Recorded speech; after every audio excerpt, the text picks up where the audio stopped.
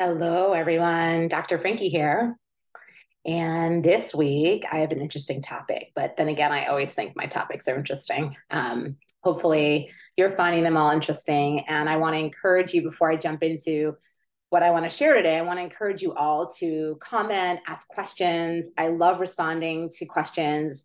No question is a stupid question. So put it out there. And oftentimes, the topics that I actually talk about are topics that people write in about. They have lots of questions. They're repeat topics that people are expressing curiosity around. So I feel like why not put it out there and start answering these questions? But there's plenty, I'm sure, that I don't cover.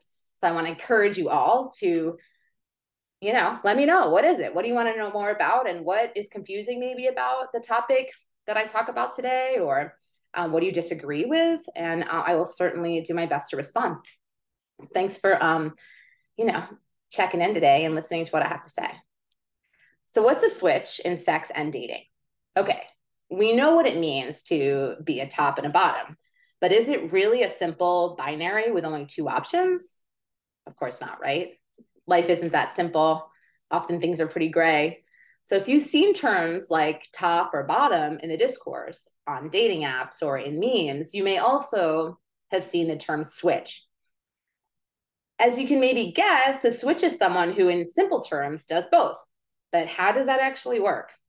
Here's a simple, one stop, comprehensive explanation you need to know to help you better understand what it means to be a switch in terms of both queer sex and kink. So, what does it mean to be a switch in queer sex?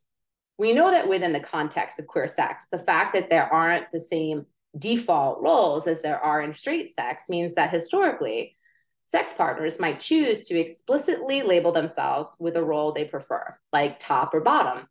A top in queer sex is someone who prefers to do to their partner rather than to be done to. If they're having sex that involves penetration, they prefer to be the one penetrating.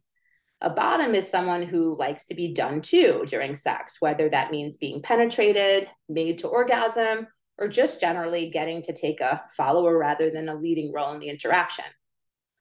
A switch, it follows, is someone who likes both being done to and doing to others. They don't necessarily have a fixed preference where they know they're only interested in one.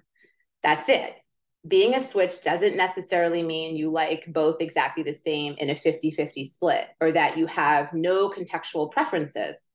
For instance, maybe you like topping in some scenarios, but bottoming in others, or have one partner you really enjoy bottoming with, but in general prefer topping with new people until you really can trust them. Maybe your preferences change over time. Maybe your preferences change within the same sexual experience.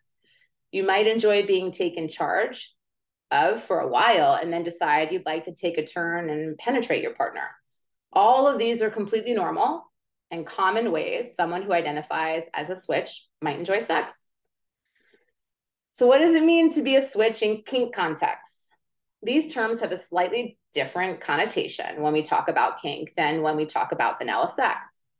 Whereas topping and bottoming in vanilla sex is more about logistics of who's doing what during sex, although there are, of course, elements of character, sexual persona, gender, and more that informs that preference.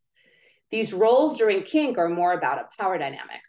One person who consensually gives up control, and one person who consensually agrees to take it on.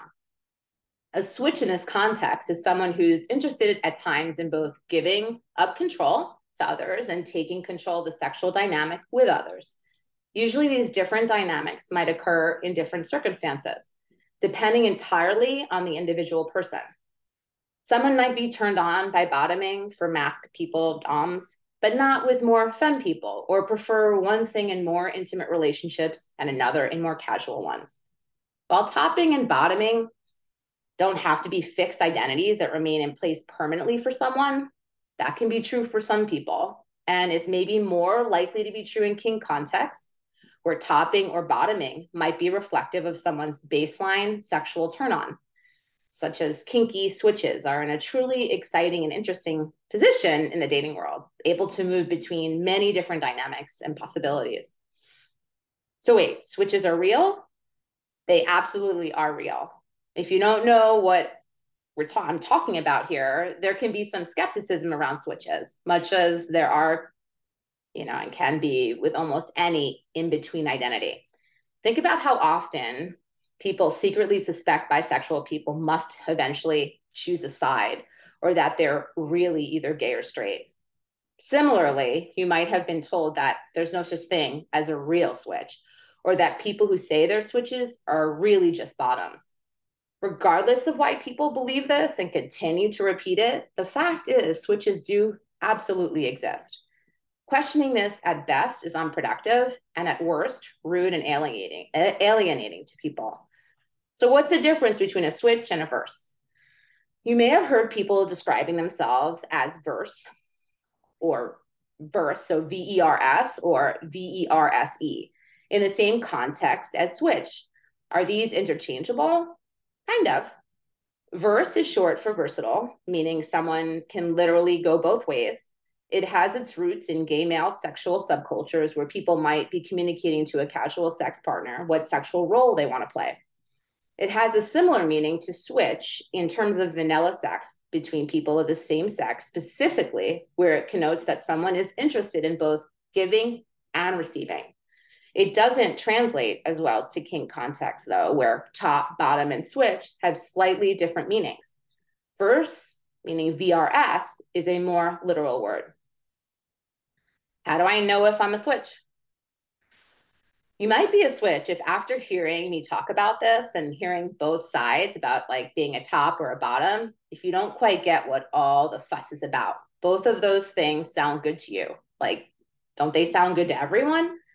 If you think back on your most fulfilling, erotic, toe-curling, memorable sexual experiences, and the list includes both giving and receiving in significant ways, that might be a sign as well. If you've been thinking, do we need to pick one anyway? Can I just do what I feel like and figure it out with my individual partner? That might be a sign as well. To be clear, ascribing to top, bottom, switch frameworks isn't in any way a requirement. It's an optional way of self-identifying that you can absolutely opt out of. The same behavior and interests that define being a switch can also describe someone who just doesn't really resonate with all of this. And that's more than okay too. So hopefully this is making sense, and please share and subscribe to my channel and comment and ask questions, and I am happy to respond. I hope you all have a beautiful week, and I will see you all next week with another interesting topic. Take care.